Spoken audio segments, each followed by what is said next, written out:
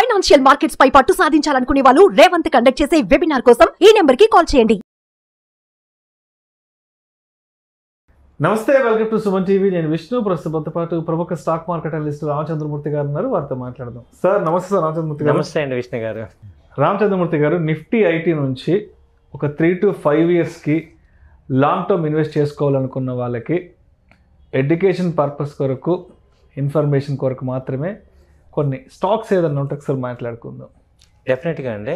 Nifty IT అనేది ఇప్పుడు అసలు ఇవాళ ఐటీ ఇండస్ట్రీ అనేది మనకు అందరికీ తెలిసే back bone of the any economy. So IT లేకుండా ఏం లేదు. ఇప్పుడు కొత్తగా ఐటీలో 2 ప్రధానమైన మార్పులు జరుగుతున్నాయి. ఒకటి ఆర్టిఫిషియల్ ఇంటెలిజెన్స్. దాంతో ఏమవుతుందంటే ఆర్టిఫిషియల్ మొత్తం మెషిన్ మేడ్ కాకుండా ఎక్కువ టెక్నాలజీ అంతా కూడా ఆర్టిఫిషియల్ ఇంటెలిజెన్స్ మీద అవుతుంది. రెండోది క్లౌడ్ టెక్నాలజీ. ఈ రెండింటి వల్ల ఏమవుతుందంటే అంతకుముందు ఐటీకి ఇప్పుడు ఐటీకి చాలా మార్పులు వచ్చేస్తున్నాయి. తర్వాత డేటా ప్రాసెసింగ్ కానీ డేటా అనలిటిక్స్ కూడా ఫాస్ట్గా మూవ్ అవటం వల్ల ఎక్కువ మంది ఈ ఐటీ సర్వీసెస్ని వాడుతున్నారు. సో అలాగే ఈ కంపెనీలు అంతకుముందు ఏమనుకున్నారంటే రెసిషన్ అని చెప్పి లాస్ట్ 6 months బ్యాక్ బాగా డౌన్ అయినాయి. సో ఆ రెసిషన్ భయాలన్నీ కూడా ఇప్పుడు 3 నెలల తర్వాత అన్నీ వెళ్ళిపోయినాయి. ఈ ఐటీ ర్యాలీ అయితే విపరీతంగా స్టార్ట్ అయింది. వీటిల్లో మనం తీసుకుంటే మనకి ఫ్లాగ్షిప్ ఇండియన్ కంపెనీస్ తీసుకుంటే ఇన్ఫోసిస్ ఒకటి ఉంది సార్. ఆ తర్వాత మనకి తెలిసింది టీసీఎస్, తర్వాత హెచ్సిఎల్ టెక్, తర్వాత ఎంఫసిస్, పర్సిస్టెంట్ సిస్టమ్, అలాగే టెక్ మహీంద్రా, విప్రో, కోఫోర్జ్, ఈ ఎల్టీఐఎస్ అండ్ ఎల్టీఐఎం. ఈ కంపెనీలన్నీ కూడా నిఫ్టీ ఐటీలో ఉన్నాయి. టోటల్గా 10 కంపెనీస్ అరౌండ్ ఉన్నాయి. సో ఈ కంపెనీలే ఇక స్ట్రాంగ్ అంటే ఐటీ సెక్టర్ తీసుకుంటే దాదాపు ఒక 35 కంపెనీస్ దాకా లిస్ట్ అయి ఉన్నాయి. కానీ నిఫ్టీ ఐటీలో వచ్చి ఈ 10 కంపెనీస్ ఉన్నాయి సార్. వీటిల్లో అన్నీ కూడా ఆల్మోస్ట్ అన్ని large cap blue chip companies, plus చాలా వరకు మిడ్ క్యాప్ లో ఉండేవి తప్ప పెన్నీ స్టాక్స్ కానీ ఈ స్మాల్ క్యాప్ కానీ లేవు. మెజారిటీ ఉంది. కాబట్టి అవి ఎవర్ గ్రీన్ అనమాట. ఈ ఐటీలో ఇప్పుడు ఇన్ఫోసిస్ కానీ టీసీఎస్ కానీ విప్రో కానీ ఈ హెచ్సిఎల్ కానీ ఈ టెక్ మహీంద్రా వీటిలో ఏంటంటే డివిడెండ్స్ ఎక్కువ వస్తాయి. అంటే షేర్ మనం లాంగ్ టర్మ్ మీరు అన్నట్టు ఇన్వెస్ట్ చేసినప్పుడు ఎవ్రీ క్వార్టర్ ఖచ్చితంగా ఎంతో కొంత డివిడెండ్ వస్తుంటాయి. అది మనకి అడ్వాంటేజ్. ఇన్వెస్టర్కి ఏమవుతుందంటే ఆ డివిడెండ్ ఇన్కమ్ అనేది ఒక అడిషనల్గా బెనిఫిట్ అవుతూ ఉంటుంది. సో దానివల్ల ఏంటంటే ఇవి లాంగ్ టర్మ్ ఇన్వెస్ట్మెంట్కి మంచి బెనిఫిట్ అవుతుంటాయి. అలాగే ఎప్పుడు కూడా ఈ ఐటీ అనేది బ్యాక్ బోన్ కాబట్టి బై అండ్ డిప్స్ ఎంత వరస్ట్ రెసిషన్లో ఉన్నా కానీ మేబీ ఒక 6 months పర్ఫామ్ చేయకపోయినా మొత్తం అవుట్ పర్ఫామ్ ఇన్ ఇయర్ చూసుకుంటే అవుట్ పర్ఫామ్ అయిపోతూ ఉంటుంది. అదొక అడ్వాంటేజ్ ఉంది వీటికి. సో కాబట్టి ఏంటంటే ఐటీ అనేది మీ యొక్క పోర్ట్ఫోలియోలో కంపల్సరీ ఉండాల్సిన కంపెనీస్, అట్లీస్ట్ 1 or 2 కంపెనీస్ వీటిల్లో మన యొక్క పోర్ట్ఫోలియో మనం మెయింటైన్ చేద్దాం అనుకున్న ఎవరైనా అనుకున్నా పెట్టుకోవాలి. అలాగే వీటిల్లో ఇంకో పాయింట్ ఏంటంటే ఈ మేజర్ మ్యూచువల్ ఫండ్ కంపెనీస్ అన్నీ కూడా ఈ ఐటీ కంపెనీలు వీటిల్లో ఇన్వెస్ట్మెంట్ ఉంటాయి. ఏ మ్యూచువల్ ఫండ్ కంపెనీస్ మీరు తీసుకున్నా వీటిల్లో ఉంటాయి. సో ఇది మేజర్గా ఐటీ యొక్క బెనిఫిట్ అనమాట, ఐటీ కంపెనీస్ యొక్క వాటి. అదేవిధంగా ఇప్పుడు ఫ్యూచర్ స్కోప్ విషయానికి వస్తే అంటే నెక్స్ట్ 3 to 5 ఇయర్స్కి మనం ఎటువంటి స్కోప్ ఎక్స్పెక్ట్ చేయొచ్చు అంటారు? 3 to 5 ఇయర్స్కి ఏమవుతుందంటే ఇవాళ ఇండియన్ ఎకానమీ గ్రోత్లో దాదాపు 30% 40% ఐటీ కంపెనీసే ఉంటాయి. ఎందుకంటే ఐటీ ఎక్స్పోర్ట్స్ జీడిపిలోనే చాలా పెద్ద ఎత్తున ఉంది. అంటే ఇవాళ మన వరల్డ్లో ఒక లీడర్ అవడానికి మేజర్ సపోర్టు ఈ యొక్క ఐటీయే. కాబట్టి ఇది 3 to 4 ఇయర్స్ మీరు తీసుకుంటే కనీసం 3 to 5 times అవుతాయి ఈ యొక్క వాల్యుయేషన్స్. ఎందుకంటే మనం 3 years బ్యాక్ తీసుకుంటే ఇప్పుడున్న వాటికి ఇప్పటికి 3 times పెరిగినాయి. సో కాబట్టి నెక్స్ట్ కామన్గా సిఏజిఆర్ తీసుకుంటే మీరు మామూలుగా ఫండమెంటల్గా చూసుకుంటే ఈ ఐటీ కంపెనీస్ యొక్క గ్రోత్ రేటు యావరేజ్గా 15 CAGR ఉంది. సో ఇంటూ మల్టీప్లైస్ మీరు వేసుకుంటే దాదాపు 3 years 5 years తీసుకుంటే మనం అనుకున్నట్టు 3 times 5 times అయ్యే అవకాశాలు ఎక్కువ ఉంటాయి.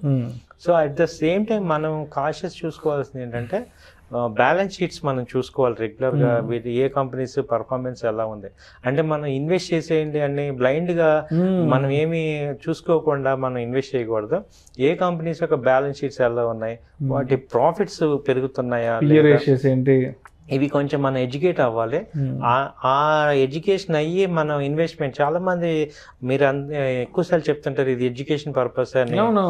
ఎందుకంటే ఊరికే బ్లైండ్ గా ఇన్వెస్ట్ చేయకూడదు. జస్ట్ ఒక ఐడియా ఇవ్వడం వరకే ఇక్కడ it's not about the recommendation or anything.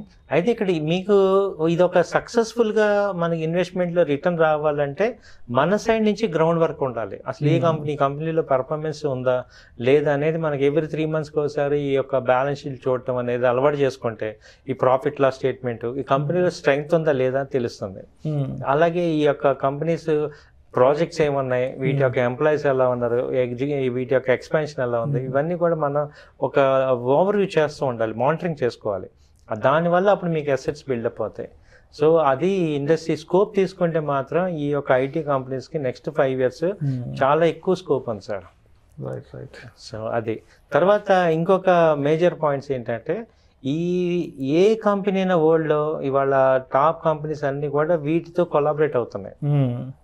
అలాగే మన ఇండియన్ కంపెనీస్ ఒక్కొక్క ఇండియన్ కంపెనీస్లో గ్రేట్నెస్ ఏంటంటే దాదాపు 30 to 40 countries వీటి బ్రాంచెస్ ఉన్నాయి. అలాగే ఇంకా రిమైనింగ్ కంట్రీస్కి ఎక్స్పాన్షన్ అవుతున్నాయి వీటి యొక్క గ్రోత్ రేట్ కానీ వీటి యొక్క మూవ్మెంట్స్ కానీ. తర్వాత ఇంకొక మేజర్ దీనిలో ఐటీలో స్కోప్ ఏంటంటే వీళ్ళు ఎక్కువ ఇండియన్ ఎడ్యుకేషన్స్ అంతా కూడా బీటెక్స్ ఐటీ మీద ఎక్కువ మంది డిపెండ్ అవుతున్నారు కాబట్టి లేబర్ కాస్ట్ ఇప్పుడు తక్కువలో వస్తుంది. సో కొత్త వాళ్ళని తీసుకోవటం అనేది ఎక్కువ ఆఫర్స్ ఇవ్వటం ద్వారా ఇప్పుడు కాలేజెస్లో ఫ్రెషర్స్ని తీసుకోవటం ద్వారా ఏమవుతుందంటే కాస్ట్ కటింగ్ మెజర్స్ కంపెనీస్కి అవుతున్నాయి. దానివల్ల ఏమవుతుందంటే అవుట్పుట్ ఎక్కువ ఇవ్వగలుగుతున్నారు అండ్ ఈజీ వర్క్ ఎన్విరాన్మెంట్ అవుతున్నాయి. ఈవెన్ ఇప్పుడు ఈ ఐటీ కంపెనీస్ ఏమవుతున్నాయంటే బి క్లాస్ సిటీస్లో కూడా ఎంటర్ అవుతున్నాయి. అంతవరకు ప్రీమియం ఉండేవి, అప్పుడు ఏమవుతుంది ఎక్కువ కాస్టింగ్ అయ్యేది. ఇప్పుడు కాస్ట్ కటింగ్ ఎక్స్పెన్స్ ఎలా తగ్గించుకోవాలని చూసి వీళ్ళు బి క్లాస్ సిటీస్లో కూడా ఏ సిటీస్లో కూడా బి సిటీస్లో కూడా ఎంటర్ అవటం వల్ల ఏమవుతుందంటే అక్కడ లోకల్ ఎంప్లాయ్మెంట్ తీసుకుంటే వాళ్ళకి కాస్ట్ తక్కువ, రెంటల్ కాస్ట్ తక్కువ అవుతుంది, పర్ఫార్మెన్స్ ఎక్కువ అవుతుంది. కాబట్టి అదొక అడ్వాంటేజ్ తీసుకుంటున్నారు వీళ్ళు. సో ఇది జరుగుతుంది. సో ఓవరాల్ గా ఐటీ అనేది మనకి ఇంకొక పాయింట్ ఏంటంటే ఈ వర్క్ ఫ్రమ్ హోమ్ ఎక్కువ అవటం వల్ల అది కూడా వాళ్ళు అడ్వాంటేజ్ అయింది కాస్ట్ కటింగ్ కి. ఎందుకంటే ఎక్కువ స్పేస్ రిక్వైర్మెంట్ లేకుండా అవటం అనేది ఇప్పుడు జరుగుతుంది ఇండియాలో, అదొక మెయిన్ అడ్వాంటేజ్ అయింది. కాబట్టి వీటన్నిటి వల్ల ప్రాఫిట్స్ ఎక్కువ అవుతున్నాయి. అంటే సేమ్ కాస్ట్ తగ్గటం అనేది కూడా ఒక రకంగా ప్రాఫిట్ ఎక్కువ అవటమే. కాబట్టి ఈ ఫ్యాక్టర్స్ అన్నిటిని మనం దృష్టిలో పెట్టుకుంటే ఈ కంపెనీస్ యొక్క CAGRs పెరుగుతున్నాయి సార్. అది దాని యొక్క back bone. Thank you sir. Thank you very much. Thank you sir. Thank you so much. ప్రేక్షకుల విజ్ఞప్తి, ఈ వీడియోలో ప్రస్తావించబడిన అంశాలు కేవలం ప్రేక్షకులకు అవగాహన కొరకు, ఇన్ఫర్మేషన్ కొరకు, ఎడ్యుకేటివ్ పర్పస్ కొరకు మాత్రమే వీటి గురించి ప్రస్తావించడం అనేది.